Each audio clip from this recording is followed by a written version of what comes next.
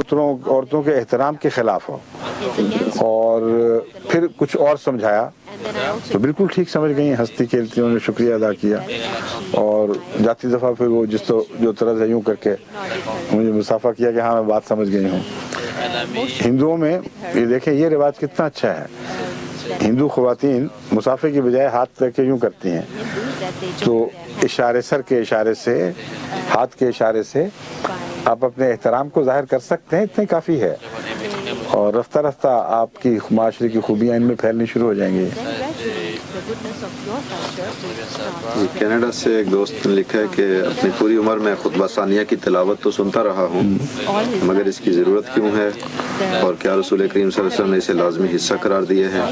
اس بارے میں میں حضور کی زبان مبارک سے کچھ سننے کی خواہش رکھتا ہوں۔ خطبہ ثانیہ سے مراد وہ آخری آیات ہیں، یہ تو حضرت عمر بن عبدالعزیز کے زمانے میں غالباً جاری ہوئی ہیں، سمجھے؟ مجھے تو یہی یاد ہے،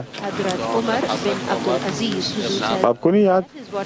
اچھا چیک کر لیں، مجھے تو یہ یاد پڑتا ہے کہ خطبہ ثانیہ حضرت عمر بن عبدالعزیز کے زمانے میں جاری ہوا تھا، اور ہمارے علماء سن رہے ہوں گے، وہ کوئی فیکٹس بھجوا دیں مجھے، ایک ہی کافی ہے ربہ سے کہ اس پر مزید روشنی ڈال دیں، مگر بہت ہی گہرا تعلق ہے ان آیات کا، اور معاشرے کو اس سے بہتر نصیحت، اس سے بہتر الفاظ میں ممکن نہیں ہے جو قرآن کریم کی آیت کا انتخاب کیا گیا ہے۔ اس لیے ہو سکتا ہے مجھے غلطی ہو اور حضرت صلی اللہ علیہ وآلہ وسلم ہی کا یہ انتخاب ہو، لیکن اگر آپ کا انتخاب نہیں ہے تو پھر بھی میں سمجھتا ہوں یہ رواج ایک سنت حسنہ ہے، وہ بہت ہی پیارا انتخاب ہے۔ ان اللہ یامرکم بالعدل والاحسان وایتاء ذی القربی وینہی عن الفحشاء والمنکر والبغی۔ جی آگے چلیں۔ پشاور سے ایک بچی کا سوال ہے، کہتی ہیں میں اپنے اسکول میں واحد احمدی لڑکی ہوں، بچیاں یہاں پہ مخالفت بھی ہوتی ہے لیکن عجیب عجیب سوال پوچھتی رہتی ہیں، مجھ سے جواب دینے کی کوشش کرتی ہوں، قیامت کے بارے میں مجھے زیادہ علم نہیں۔ میں نے کہا ویسے اس کا جواب تو ابھی آ ہی جائے گا انشاءاللہ، اگر یہ مجھ سے یادداشت میں کوئی غلطی رہ گئی ہو تو کل بتانا، ہم درستی کر لیں گے، پھر کل کا دن تو ویسے اور گفتگو کا ہے لیکن یہ بھی ساتھ ہی ہو جائے گا۔ یہ کہتے ہیں قیامت کے بارے میں حضور ہاں کیا وضاحت فرمائیں، اس میں انہوں نے کوئی حضرت صلی اللہ علیہ وآلہ وسلم سے ایک دفعہ قیامت کے متعلق سوال ہوا تھا کہ یا رسول اللہ قیامت کب ہوگی، تو آپ نے فرمایا تم نے اس کی تیاری کر لی ہے؟ کیسا پیارا جواب ہے، اس سے بحث نہیں ہے کہ کب ہوگی، جب بھی ہوگی تم پر تو قیامت ٹوٹ پڑے گی کیونکہ تمہیں اپنا حساب دینا ہوگا۔ تو اگر قیامت کے متعلق دلچسپی ہے تو کب کی بحث بیکار ہے، یہ بحث ہونی چاہیے کہ کیا قیامت کے دن میں اس لائق بھی ہوں گا کہ نہیں کہ اپنا حساب کتاب خدا کے حضور پیش کر سکوں اور میری بخشش کے سامان ہوں۔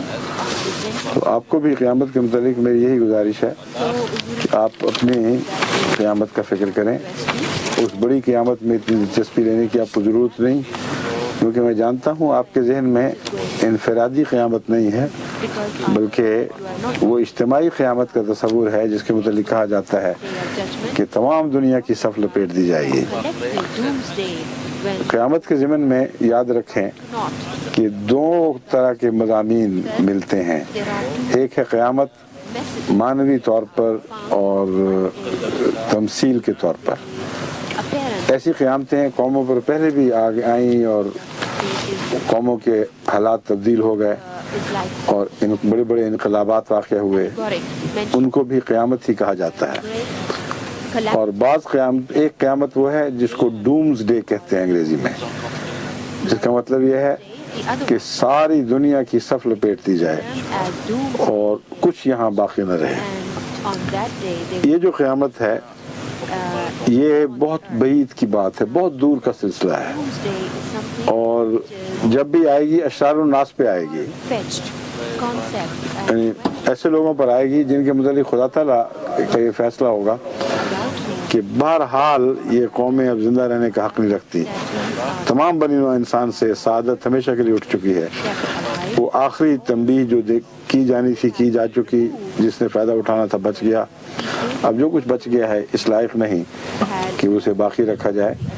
یہ وہی مضمون ہے جیسے نوح کی قوم پر ایک جزوی قیامت ٹوٹی تھی اور خدا تعالیٰ نے حضرت نوح کو بتا دیا تھا کہ اب ان لوگوں میں کوئی بھی ایسا انسان نہیں رہے گا جو شریف ہو اور حق کو قبول کر سکے. تو اسی لیے حضرت نوح نے دعا یہی کی اللہ تعالیٰ سے، اے خدا اب ان کو مٹا دے کہ ان میں کوئی ایسا وجود نہیں رہا جو پاک بچے جنے اور پاک نسل کو آگے بھیجے. تو فاجر و فاسق پیدا کرنے ہیں اور ان کے سوا کچھ یہ نہیں کر سکتے، تو ان کو مٹا دینا بہتر ہے.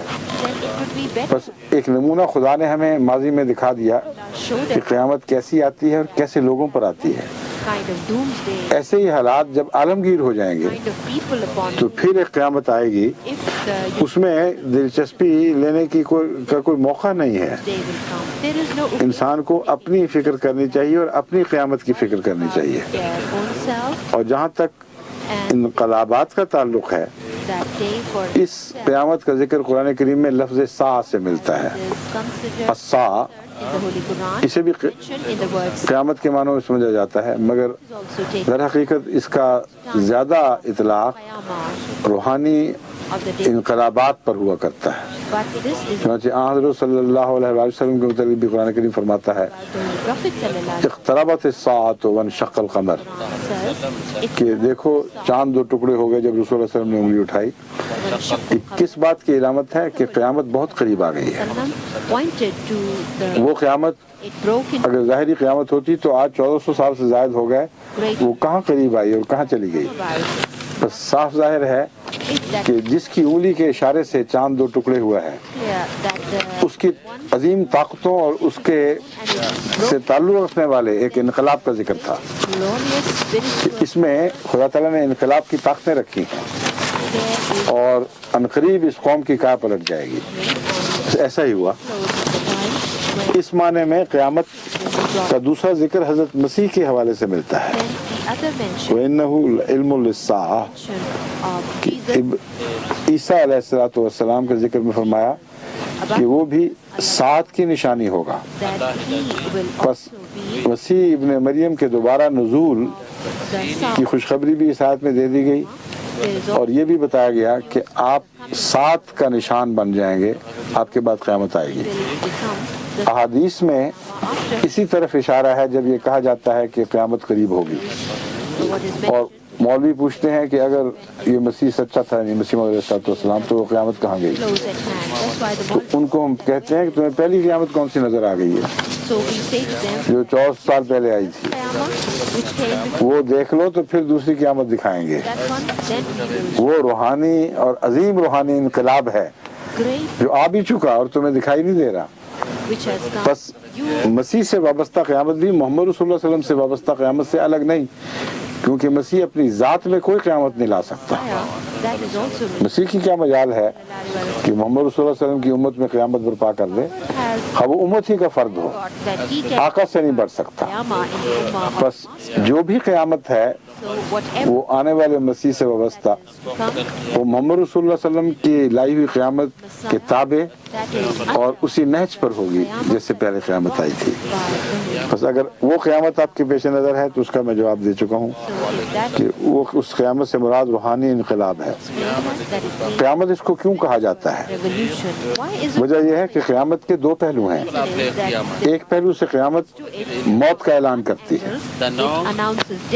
سب کی صف لپیٹی جاتی ہے، سب ختم ہو جاتے ہیں. اور دوسری طرف سے سب کی زندگی کا اعلان کرتی ہے، ایک نیا روحانی انقلاب برپا ہو جاتا ہے. سور پھونکا جاتا ہے اور روحیں جاگ اٹھتی ہیں اور مردے قبروں سے نکل کے باہر آتے ہیں. بس یہ وجہ ہے کہ روحانی انقلاب کو قیامت کہا جاتا ہے. رلوا سے ایک نوجوان کا سوال ہے، کہتے ہیں ٹی وی پہ حضور جواب دیں. ابن عربی نے ایک کشف، آج کل یہ خوب شروع ہوا ہے سلسلہ. اب خطوں کو بڑی احتیاط سے مجھے پڑھنا پڑتا ہے، مجھے مارک کرنا پڑتا ہے. پیر سے یاد رکھیں اس خط کا جواب ٹی وی پہ نہیں دینا، اس خط کا جواب ضرور ٹی وی پہ دینا ہے. اور کافی اب یہ ہمارا کام اس لحاظ سے بڑھ گیا ہے کہ خط کو غور سے پڑھیں اور دیکھیں کوئی فکر یہ تو نہیں لکھا ہوا کہ ٹی وی پر جواب نہیں دینا. یہ لوگ گھبراتے ہیں, کوئی پرائیویٹ بات ہے, بیماریوں کو متعلق بعض دفعہ بچیاں لکھ دیتی